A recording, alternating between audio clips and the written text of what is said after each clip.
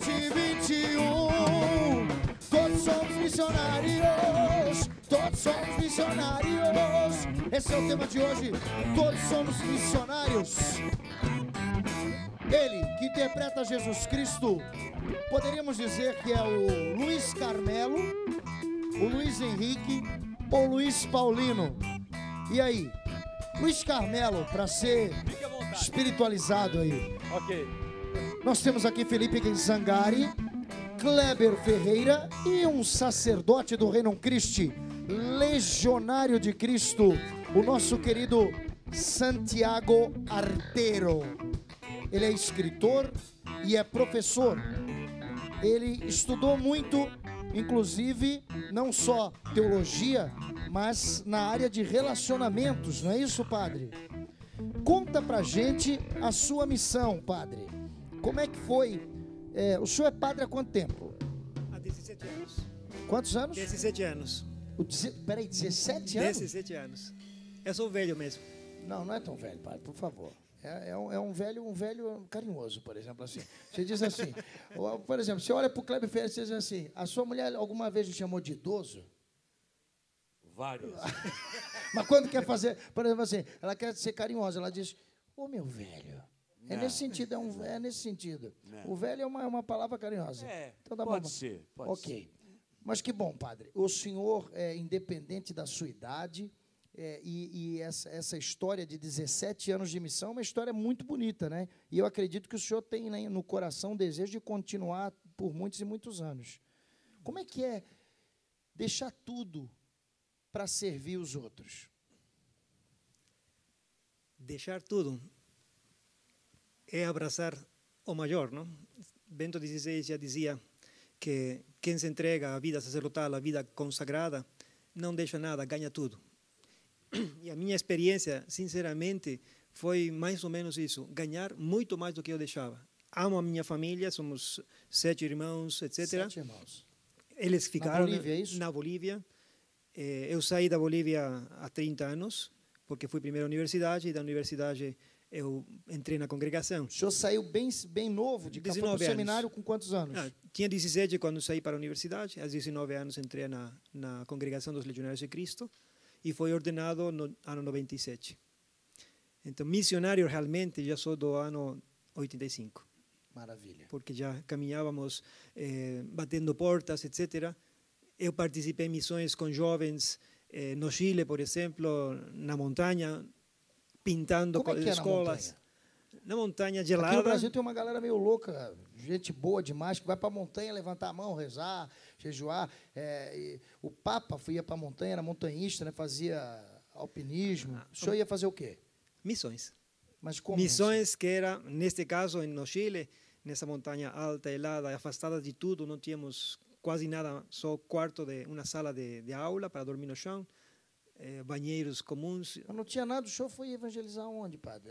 Quem, no caso? No os moradores da vila? Eram moradores da vila, sim. Ah, interessante. É uma pequena vila que tinha uma escola construída pelo governo. No período de férias, a escola fica vazia, porque é uma escola onde dormem também as crianças que moram muito afastadas do vilarejo.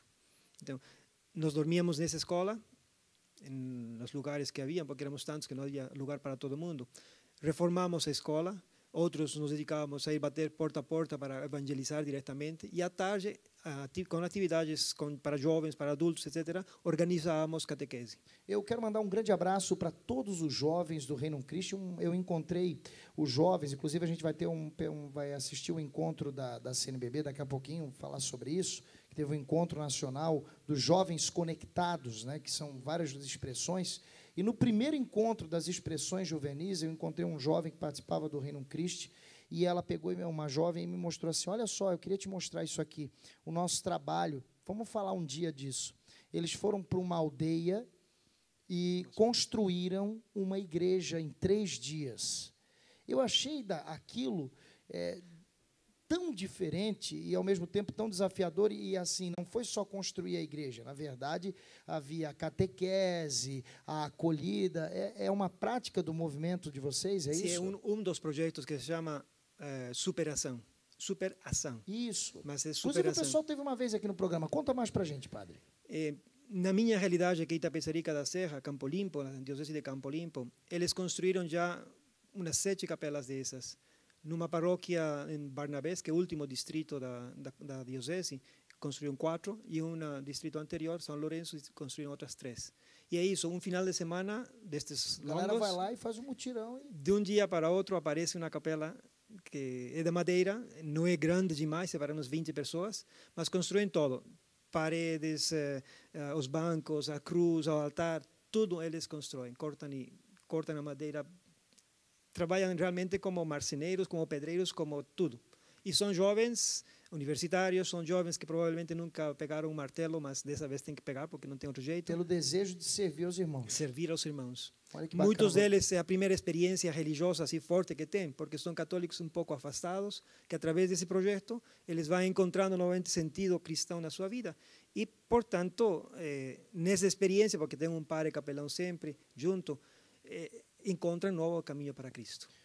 Kleber Ferreira, conta pra gente uma experiência que você viveu. O padre falou aí que lá no Chile foi numa aldeia, num vilarejo. Você foi para a África, você já foi para os Estados Unidos várias vezes, né? Sim. Como é que é falar para um povo de uma outra cultura, entender essa cultura e pregar o Evangelho?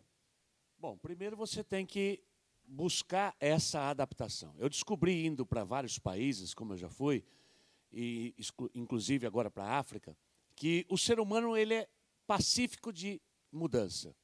Nós conseguimos mudar e nos adaptar facilmente a essas mudanças. E a missão ela nos remete a isso, né? A nos adaptarmos, a mudarmos devido à cultura, devido ao povo, devido a tudo aquilo que o povo vive, de que modo, de que maneira. Na África, algo interessante, a primeira vez que eu fui à África, o ano passado, em Angola, em minha estada lá de 30 dias, eu fiquei 2 dias numa montanha também, pregando o retiro para servos da Renovação Carismática. Fomos para a montanha, acampados no meio da floresta, literalmente. E ali ficamos 2 dias pregando, anunciando, louvando, bendizendo, adorando a Deus de uma forma linda e maravilhosa. Maravilha. Agora, a gente precisa fazer um contraponto também. Quando a gente fala de catequese de uma outra cultura, vem a história do Brasil, né? Santo José de Anchieta, né? Esse ano, né? Um salve para a cidade de Anchieta, no Espírito Santo, né? Que certamente esse ano um ano de festa, o ano inteiro. E que história maravilhosa, a colonização da cidade de São Paulo, a história de São Paulo, eu moro ali, quanto que a gente pode aprender com os jesuítas, né? Aprender com toda essa história. O padre Eduardo aqui, fundador da TV Século XXI, formação jesuíta, um jesuíta que tem uma história linda, né? Também com a renovação carismática. Agora, a gente precisa fazer um contraponto, e eu quero fazer justamente com o jornalista, que é o Felipe Zangari, porque muitos professores de história, a gente sabe que não é a verdade, mas insistem em dizer que não houve um respeito com a cultura no começo aqui do Brasil. E como que a gente pode olhar essa história das missões vendo a verdade, né, sem parecer ingênuo? Eu acho que um primeiro ponto que a gente precisa levar em conta sempre é que a dimensão mais profunda da mensagem do Evangelho é a garantia da vida e da vida em abundância para todos. Foi para isso que Jesus veio, está lá em João 10:10. Eu vim para que tenham vida e a tenham em abundância. E todo o trabalho missionário, ele está originalmente imbuído desse caráter, né? De promoção da vida, de promoção da dignidade humana. E quando nós olhamos para a história, as pessoas que compõem a história são suscetíveis ao erro, ao engano, ao desvio. No caso específico dos jesuítas, o processo de canonização de Anchieta mostra e coloca uma esperança de fé para nós de que o trabalho dos jesuítas aqui no Brasil em relação aos índios foi um trabalho de promoção humana, antes de qualquer coisa. Foi um trabalho de integração sociocultural, foi um trabalho de promoção da dignidade alinhada aos valores do Evangelho, à pregação, ao conhecimento da pessoa de Jesus. A missão Adigentes tem esse papel, de levar a pessoa de Jesus a quem não o conhece. Né? E foi isso que os jesuítas vieram fazer aqui, trouxeram a pessoa de Jesus aos nossos índios. Mas é claro que ao longo da história, uma análise apurada pode levar a gente a perceber isoladamente alguns momentos em que pessoas ligadas à igreja se equivocaram, né? E acabaram subvertendo a mensagem do evangelho em nome da dominação, em nome do interesse econômico, em nome da submissão. Né? Quantos casos a gente teve, especialmente na Idade Média, em que a escravidão humana foi justificada por interesses religiosos. Hoje olhamos e vemos nisso um erro, mas no tempo em que aquilo se constituía, não se tinha uma consciência humanística tão forte quanto temos hoje. Então a história precisa ser avaliada de acordo com os critérios que eram colocados ao seu tempo. É uma coisa muito simples.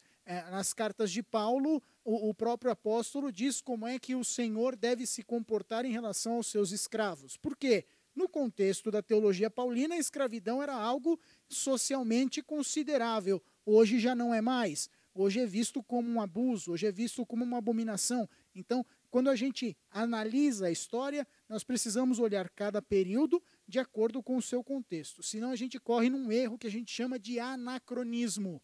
A gente associa um período da história com critérios que a sociedade não utilizava para julgar aquele período.